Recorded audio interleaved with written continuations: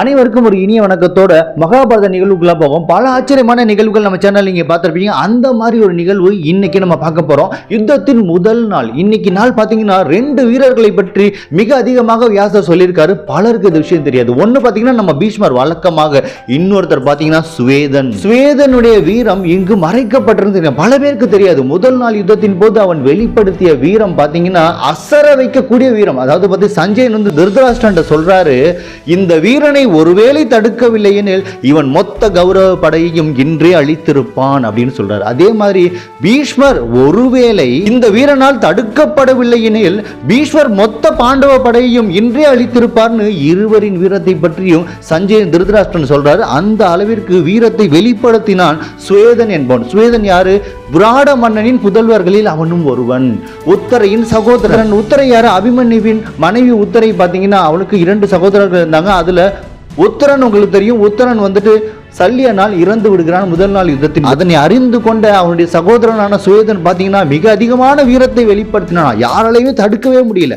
துரியோதனன் பின்வாங்கிட்டான். இவன் கூட சண்டை போடவே முடியாது. ஏன்னா அவனிடம் ஒரு வில் இருந்தது. அவன் தவம் செய்து சிவபெருமானை நோக்கி தவம் செய்து ஒரு வில்லை பெற்றிருந்தான். அந்த வில் கொண்டு அவன் போரிடும் போது அவனை எதுவுமே செய்ய முடியாது, யாராலும் தோற்கடிக்கப்பட முடியாது. அதனால பாத்தீங்கன்னா பல மன்னர்கள் அவனோட போரிட்டு எல்லாரும் பின்வாங்குறாங்க. கடைசியா பாத்தீங்கன்னா பீஷ்மர் அனுப்புறாங்க. பீஷ்மராலையும் ஒண்ணுமே பண்ண முடியல. பல அஸ்திரங்களை மாறி மாறி இருவரும் பொழிந்து கொள்கிறார்கள். பாத்தீங்கன்னா யாருக்குமே வெற்றி தோல்வி இல்லாத அளவு போய்கொண்டே இருக்கு. ஆனா பீஷ்மருக்கு தான் பின்னடைவு ஏற்படுது. இதை பார்த்த துரியோதனன் பல அரசர்களை அனுப்புறாரு. கிருபாச்சாரியர், சல்லியன் பலரை உதவி செய்யுங்கள் பீஷ்மருக்குன்னு சொல்லி அனுப்புறாரு. ஆனா யாராலையுமே சுவேதனை தடுக்கவே முடியலையா. அந்த நேரத்தில் பாத்தீங்கன்னா பீஷ்மரே ஒரு கணம் எவ்வாறு இவனை வெல்வது அப்படின்னு சொல்லிட்டு மலைத்து விட்டாராம். பீஷ்மரே மலைத்து நின்றதை பார்த்த தேவர்கள் அசரீரி சொன்னாங்களா. அசரீரி கேக்குது, வானத்திலிருந்து அசரீரி கேக்குது.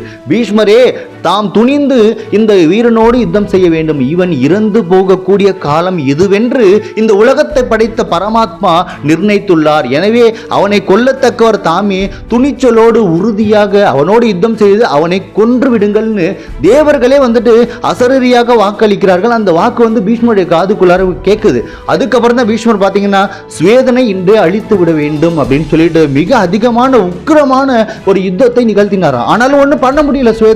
சுவேதனுக்கு ஆதரவா பாத்தீங்கன்னா பாண்டவர்கள் தரப்புல இருந்து நிறைய பேர் போரிடுறாங்க. அதனால பாத்தீங்கன்னா பீஷ்மர் ஒரு கட்டத்தில் களைப்படைந்து விட்டாராம்.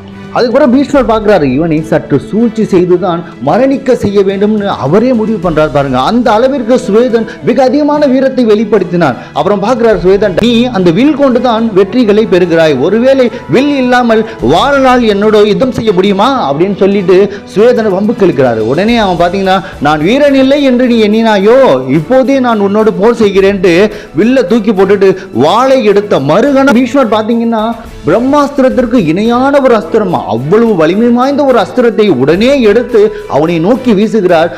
அந்த அஸ்திரமானது அவனுடைய மார்பை கிழித்து அவனுடைய உயிரை போக்கியதான். பாத்தீங்கன்னா வாள் கொண்டு வா போரிடலாம்னு சொல்லிட்டு பீஷ்மர் சொல்லிவிட்டு அவன் வில்லை வைத்த மறுகணம் வாள் எடுத்து அவன் நிற்கிறான் போர் செய்ய.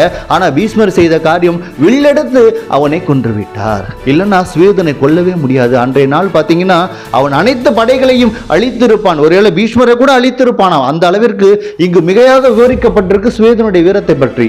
அதுக்கப்புறம் பாத்தீங்கன்னா யுதிஷ்டன் போயிட்டு விராட மன்னன்ட்ட ஆறுதல் சொல்றாரு. இவன் சொர்க்கலோகத்திற்கு சென்றுள்ளான். தம்முடைய 2 புதல்வர்களும் இன்று சொர்க்கலோகத்திற்கு சென்றுள்ளார்கள். அங்கு அவர்களை மிகுந்த ஆரவாரம் கொண்டு வரவேற்கிறார்கள். அதனால் தாம் வருந்த வேண்டாம் அப்படின்னு சொல்லிட்டு உடனே விராடன் சொல்றாரு, இல்லை, நான் என்னுடைய மைந்தர்கள் இறப்பிற்காக நான் வருந்த மாட்டேன். ஒருவேளை என்னுடைய இன்னுரையும் உனக்காக துறக்க நேர்ந்தால் கூட நான் ஆனந்தமாக செய்வேன்னு சொல்லிட்டு விராடன் யுதிஷ்டரை சொல்றாரு. மிகப்பெரிய வீரன் சுவேதன். அவனை பீஷ்மரால் நேரடியாக வெற்றி கொள்ள முடியவில்லை. அதனால பாத்தீங்கன்னா அவர் சூழ்ச்சி செய்து சுவேதனை வெற்றி கொண்டார்னு தான் இந்த இடத்துல குறிப்பிடப்பட்டிருக்கு. அதனால பாத்தீங்கன்னா எப்பவுமே கிருஷ்ணர் மட்டுமே சூழ்ச்சி செய்தார்னு நிறைய பேர் சொல்லுவீங்க. ஆனா பீஷ்மர் கூட வெற்றி பெறுவதற்காக சூழ்ச்சி செய்துள்ளார் என்ற தகவல் உங்கள பல பேருக்கு தெரியாது. அதுவும் யுத்தத்தில் முதல் நாளிலேயே இது ஆரம்பித்து விட்டது. இன்னொரு விஷயம் பாத்தீங்கன்னா, முதல் நாள் படைத்தலைவர் பாத்தீங்கன்னா திரௌபதியின் அண்ணன் இல்ல, இவர் தான் சுவேதன் தான் முதல் நாள் பாண்டவர்களின் படைத்தலைவராக இருந்திருக்காரு. 2வது நாளிலிருந்து தான் திரௌபதியின் அண்ணனை படைத்தலைவராக நியமிச்சிருக்காங்க. இது கூட பலருக்கு தெரியாத ஒரு விஷயம்.